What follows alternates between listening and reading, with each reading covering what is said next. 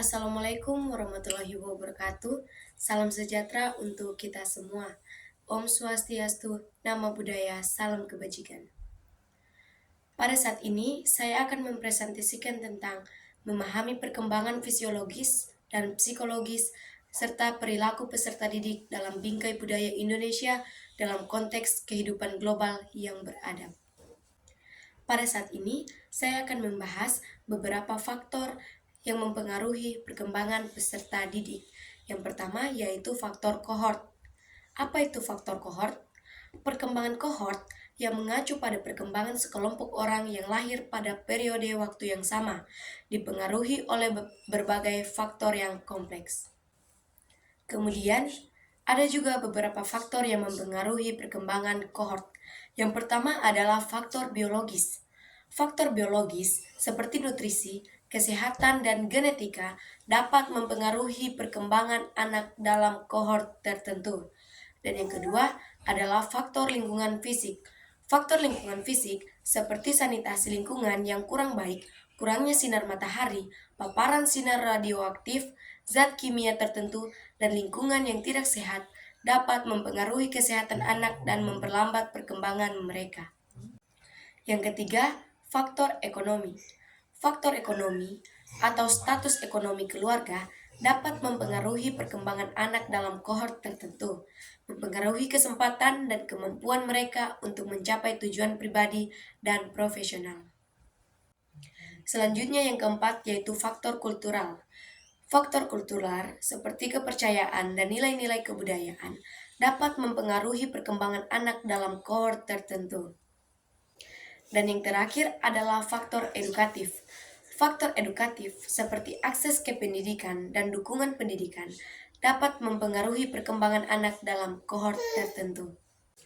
Faktor kedua yang mempengaruhi perkembangan peserta didik yaitu life event. Faktor yang mempengaruhi perkembangan life event bisa dipengaruhi oleh berbagai faktor. Dan berikut beberapa faktor yang dapat mempengaruhi perkembangan life event. Faktor yang pertama yaitu kebudayaan.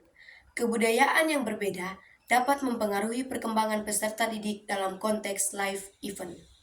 Dan yang kedua yaitu perkembangan peserta didik dari dalam individu. Faktor ini mencakup kematangan fisik dan psikologis peserta didik seperti kesehatan, nutrisi, dan genetika. Yang ketiga yaitu efek kohort.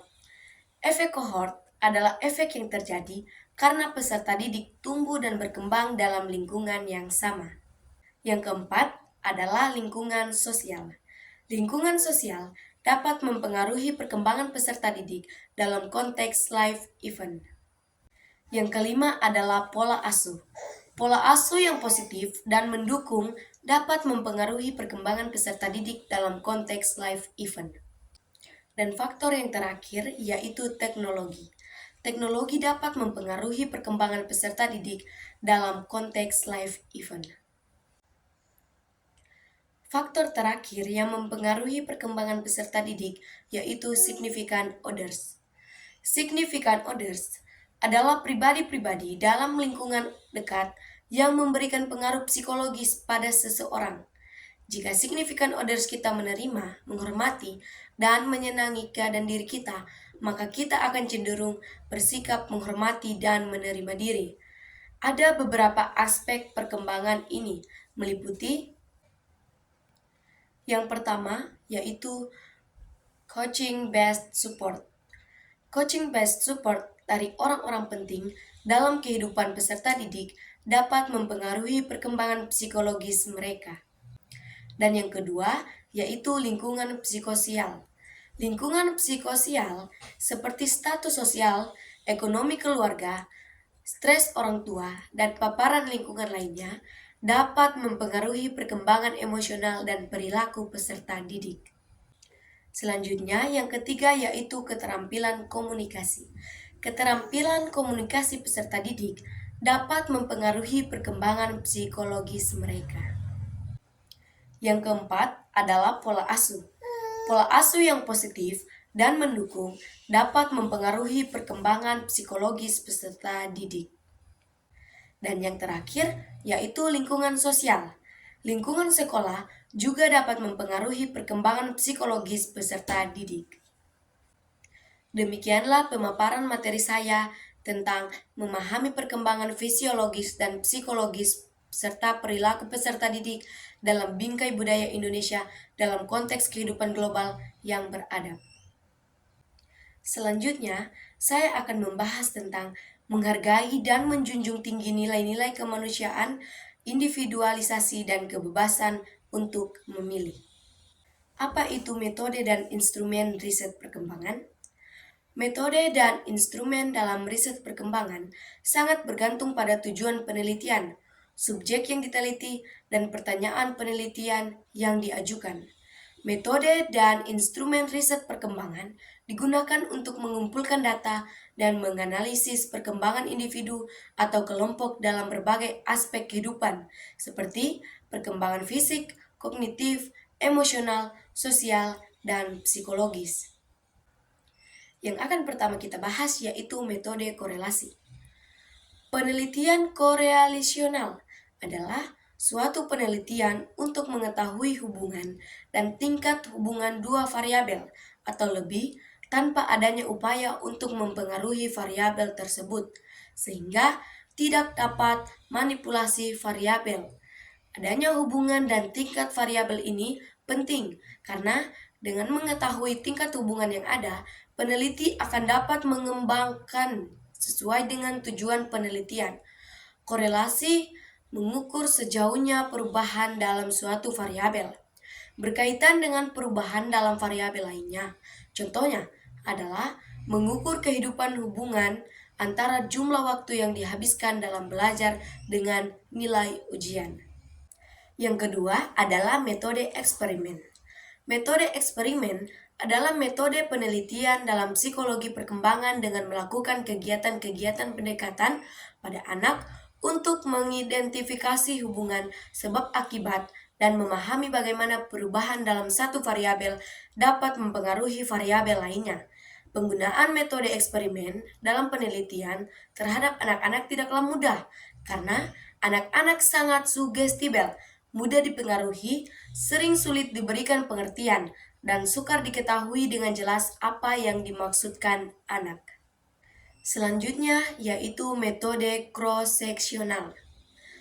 Metode cross-seksional adalah salah satu pendekatan penelitian yang digunakan untuk memahami perbedaan antara kelompok individu yang berbeda usia pada satu titik waktu tertentu. Pendekatan ini berfokus pada pengumpulan data yang satu waktu tertentu untuk membandingkan karakteristik atau perilaku individu dalam kelompok berbeda yang mewakili berbagai usia atau kelompok demografis. Contohnya, penelitian yang pernah dilakukan oleh Arnold Gesell atau dalam nama Sahodah Sukmadinata 2009 yang mempelajari ribuan anak dari berbagai tingkatan usia, mencatat ciri-ciri fisik dan mentalnya, pola-pola perkembangan dan kemampuannya, serta perilaku mereka. Selanjutnya, ada metode longitudinal. Metode longitudinal adalah acara menyelidiki anak dalam jangka waktu yang lama, misalnya mengikuti perkembangan seseorang dari lahir sampai mati, atau mengikuti perkembangan seseorang dalam waktu sebagian hidup, yaitu misalnya selama masa kanak-kanak atau selama masa remaja. Dengan metode ini, biasanya diteliti beberapa aspek tingkah laku pada satu atau dua orang yang sama dalam waktu beberapa tahun. Selanjutnya adalah yang terakhir, yaitu metode sekuensial. Metode ini menggabungkan elemen dari metode longitudinal dan metode penelitian lainnya, seperti eksperimen atau studi potong lintang. Penelitian sekuensial mengumpulkan data dari berbagai waktu dengan pendekatan kombinasi, biasanya untuk memahami perubahan seiring waktu dan faktor-faktor yang mempengaruhi. Tujuannya adalah untuk menggabungkan keunggulan berbagai metode penelitian untuk memberikan pemahaman yang lebih komprehensif tentang fenomena yang diteliti. Contohnya, mengumpulkan data eksperimental pada tahun pertama dan ketiga sambil melakukan pengamatan longitudinal pada tahun kedua dalam penelitian perkembangan anak-anak. Selanjutnya yang akan kita bahas yaitu instrumen pengumpulan data, laporan diri, observasi, wawancara, dan studi kasus. Oke, yang akan pertama kita bahas pertama yaitu instrumen pengumpulan data. Instrumen pengumpulan data adalah alat atau fasilitas yang digunakan oleh peneliti dalam mengumpulkan data tersebut agar pekerjaannya lebih mudah dan hasilnya lebih baik, dalam arti lebih cermat, lengkap, dan sistematis, sehingga lebih mudah untuk diolah atau dianalisis. Instrumen penelitian merupakan sarana yang diwujudkan dalam bentuk benda, misalkan angket, daftar cocok, pedoman wawancara, lembar pengamatan, soal teks, skala, inventory, dan lain-lain. Oke, selanjutnya adalah instrumen laporan diri. Bentuk paling sederhana dari laporan diri adalah catatan harian atau log. Misalnya, remaja bisa saja diminta untuk merekam apa yang mereka makan setiap hari atau saat mereka merasa depresi. Tetapi, terlalu percaya dengan laporan diri atau self-report bisa merupakan tindakan yang tidak bijak karena banyak orang tidak memahami benar apa yang mereka pikirkan atau mereka rasakan atau memang tidak tahu. Keunggulannya adalah dapat menyediakan informasi langsung tentang kehidupan, perilaku, dan pendapat seseorang. Sedangkan kelemahannya adalah partisipan mungkin tidak dapat mengingat informasi secara akurat atau mungkin mendistorsi respon dalam cara yang dapat diterima secara sosial. Selanjutnya, instrumen observasi. Instrumen observasi memiliki dua jenis. Yang pertama, observasi naturalistik. Observasi naturalistik berarti mengobservasi perilaku di lingkungan dunia yang sebenarnya, tanpa disertai usaha untuk memanipulasi atau mengendalikan situasi tersebut. Keunggulan dari observasi naturalistik adalah menyajikan deskripsi perilaku yang baik dan tidak memaksakan tata situasi tak alamiah yang dapat mendistorsi perilaku pada seseorang. Kelemahannya adalah kurangnya kontrol pada diri. Jenis yang kedua yaitu observasi laboratoris. Observasi laboratoris adalah observasi yang menggunakan intensi untuk mengobservasi efek-efeknya dan mungkin untuk menguji teori. Keuntungan observasi laboratoris adalah penelitian memiliki kontrol yang lebih baik daripada observasi naturalistik karena semua partisipasi di bawah kondisi yang mengendalikan faktor yang sama. Selanjutnya adalah wawancara. Wawancara ada kalanya cara terbaik dan tercepat yang dapat ditempuh untuk memperoleh informasi mengenai orang lain, yaitu dengan bertanya langsung kepada mereka. Salah satu teknik yang digunakan adalah mewawancarai mereka secara langsung. Wawancara dapat digunakan untuk mempelajari berbagai jenis topik. Dan yang terakhir adalah studi kasus. Studi kasus adalah suatu pemeriksaan yang mendalam mengenai individu. Studi kasus memberikan informasi mengenai pengalaman. Studi kasus dapat berfokus pada segala sesuatu yang akan membantu psikolog untuk memahami pikiran, perilaku, dan atribut lainnya dari seseorang. Contohnya, dari mempelajari Victor, bocah liar dari Aveyron, kita belajar banyak tentang perkembangan seseorang anak. Tetapi kita tidak tahu bagaimana informasi ini dapat berlaku bagi setiap anak. Demikianlah penjelasan saya tentang dua materi tadi. Semoga dapat membantu. Terima kasih telah menonton. Assalamualaikum warahmatullahi wabarakatuh. Salam sejahtera untuk kita semua. Om Santi Santi Om.